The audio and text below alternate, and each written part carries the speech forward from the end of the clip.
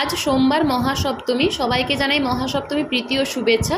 সকাল সকাল আমরা সবাই স্নান করে রেডি হয়ে গেছি। আর এখানে ব্রতী দেখো আমাদেরও আগে কিন্তু রেডি হয়ে সে ঠাকুরকে আহ্বান করে নিয়ে যাচ্ছে মণ্ডপে। আমাদের এখানকার রীতি রেওয়াজ অনুযায়ী প্রথমে ঘটে জল ভরে তারপরে কলা বউকে স্নান করিয়ে নেওয়া হয় এবং স্নান করিয়ে নিয়ে প্রথমে অধিবাসে পুজো করা হয়। অধিবাসের যে পুজোর জায়গাটা সেটা কিন্তু এই পুকুরের পাড়েই কিন্তু করা হয়, একটু দূরে করা হয়। সেখানেও কিন্তু ব্রতী মাকে আহ্বান করে নিয়ে যাবে। তবে এখান থেকে কিন্তু মা ডাইরেক্ট কিন্তু মণ্ডপে যাবে না।